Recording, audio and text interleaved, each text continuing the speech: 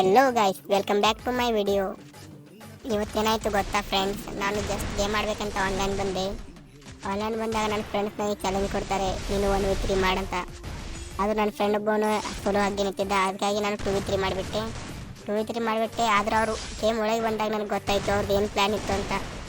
ಮಕ್ಕಳು ದಿಮಿತ್ರಿ ಸೋನಿಯಾ ತೊಗೊಂಡು ಬಂದಿದ್ದಾರೆ ನನಗೆ ಸೋಲ್ಸೋಕೆ. ಆದರೆ ಇವರು ದಿಮಿತ್ರಿ ಸೋನಿಯಾ ಏನೂ ಉಪಯೋಗ ಆಗಲಿಲ್ಲ ನೋಡಿ. ಇಲ್ಲಿ ನಾನು ಅವ್ರು ನಾಕ್ ಮಾಡಿದ್ದೀನಿ, ಆದ್ರೂ ಮಗ ಗ್ಲೋಲ್ ಪ್ಯಾಕ್ ಮಾಡಿ ರಿವೈವ್ ಕೊಟ್ಟ ಅವನಿಗೆ. ಇವಾಗ ನಾನು ಶಡಗನ್ ಹತ್ರ ಹೊಡಿತೀನಿ, ಆದರೂ ನಾನು ಝೋನಲ್ಲಿ ಸಿಕ್ಕಾಕೊಂಡ್ಬಿಡ್ತೀನಿ. ಆದರೂ ಎನ್ಮಿನೂ ಕೂಡ ಝೋನಲ್ಲಿ ಸಿಕ್ಕಾಕೊಂಡ್ಬಿಟ್ಟಿದ್ದ, ಅದಕ್ಕಾಗಿ ನಾನು ರೌಂಡ್ ಗೆದ್ದೆ. ಇವಂತರೂ ಮಾರಿ ಮೇಲೆ ಸಖತ್ತಾಗಿ ಹೊಡೆದ್ಬಿಟ್ಟೆ ನಾನಂತರೂ. ಇವಾಗ ನೋಡು, ನಾನು ಮ್ಯಾಗ್ ಪ್ಲೇಯರ್ ಇದ್ದಾನಲ್ಲ, ಅವ್ನಿಗೆ ನಾನು ಹೆಡ್ಶಾಟ್ ಹೊಡೆದಿದ್ದೆ. ಅವ್ನು ನಾಕ್ ಮಾಡಿದ್ದೆ. ನಾನು ಫಿನಿಶ್ ಮಾಡ್ಬೇಕಂತ ಮ್ಯಾಗ್ ಹೋಗಿದ್ದೆ. ಮ್ಯಾಗ್ ಹೋದಾಗ ಅವ್ನು ಕೆಳಗೆ ಜಿಗಿದ್ಬಿಟ್ಟ.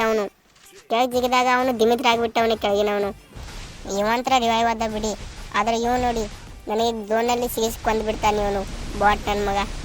ಜಗತ್ತಿನಲ್ಲಿ ಅತಿ ನುಬ್ಡ ಪ್ಲೇಯರ್ ಯಾರಂದರೆ ಅವ್ರು ನಮ್ಮ ಫ್ರೆಂಡ್ಸು.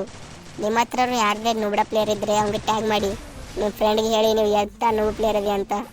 ಈ ಫೈನಲ್ ರೌಂಡಲ್ಲಿ ನೋಡಿ, ಇಲ್ಲಿ ನೋಡಿ, ನಾವು ಹೊಡಿತೀನಂತ ಭಯದಿಂದ ಅವನು ಅಡ್ವಾನ್ಸ್ ದಿಮಿತ್ರಿ ಆಗಿಬಿಟ್ಟವನೇ ಅವನು.